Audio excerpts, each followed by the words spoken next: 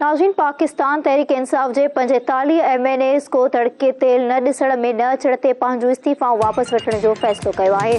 वफ़ाक़ी वज़ीर ख़्वाजा आसिफ जो चवणु आहे त PTI वारा जंहिं इलेक्शन कमीशन खे गारियूं ॾींदा हुआ, हाणे उन खां इंसाफ़ घुरी रहिया आहिनि।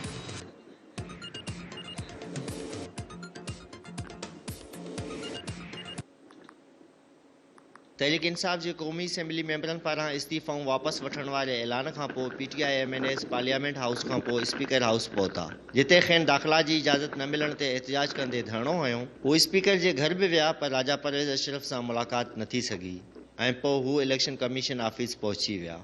तहरीक इंसाफ इमरान खान की क़यादत में 2/3 अक्सरियत से जीतकर इंशाल्लाह दोबारा आएगी।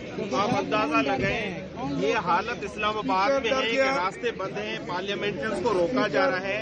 पूरे मुल्क में जो ह्यूमन राइट्स की कंडीशन है वो इंतहाई अबतर है, खराब है।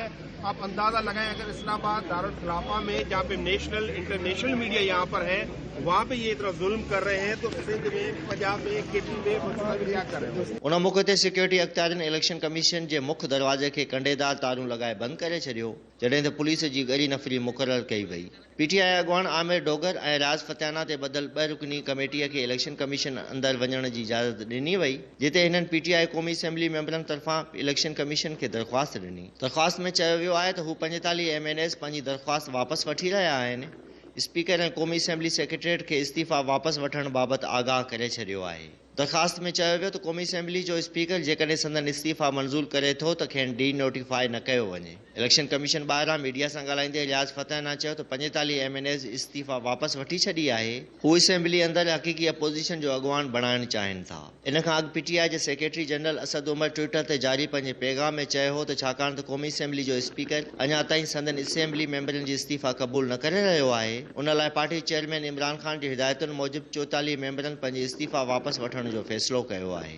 होॾां बचाव वारे वज़ीर ख़्वाजा आसिफ जो चवणु आहे त PTI वारनि पहिरियां इस्तीफ़ाऊं ॾिनियूं ऐं हाणे असेंबली में वापसीअ लाइ तड़पी रहिया आहिनि। जंहिं इलेक्शन कमीशन खे गारियूं ॾींदा हुआ, हाणे उन्हीअ खां इंसाफ़ घुरी रहिया आहिनि। संदसि वधीक चवणु हो त इमरान खान जॾहिं बि MNA बणियो, इस्तीफ़ा ॾिनाई ऐं पोइ वापसि बि वरिताई। इमरान खान जे ग़लति फ़ैसिलनि जी क़ीमत उन जा MNAs ऐं वर्कर्स अदा करे रहिया आहिनि।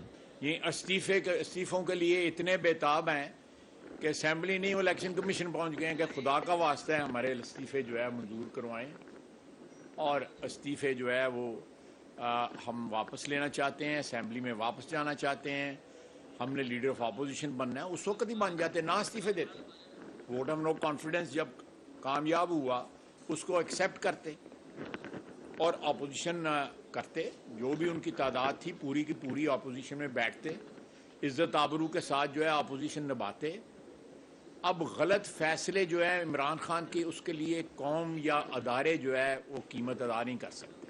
वाज़ेह रहे त PTI जे क़ौमी असेंबली मेंबरनि 11 अप्रैल 2022 ते पार्लियामेंट में एतमाद जे वोट ज़रिए इमरान खान खे वज़ीर आज़म जे उहिदे तां हटाइण खां पोइ पंहिंजी इस्तीफ़ा जमा कराई हुई। स्पीकर जुलाई में PTI जे 11 मेंबरनि जूं इस्तीफ़ाऊं मंज़ूर करे वरितियूं हुयूं, जॾहिं त वधीक इस्तीफ़ाउनि जी मंज़ूरीअ लाइ हू चवंदो रहियो त ॼाणायल मेंबर ज़ाती हैसियत में इनफ़रादी तौरु पेश थी इस्तीफ़ाउनि बाबति मुलाक़ात कनि, पर PTI जो को बि मेंबर तस्दीक़ लाइ स्पीकर ऑफिस न वियो हो।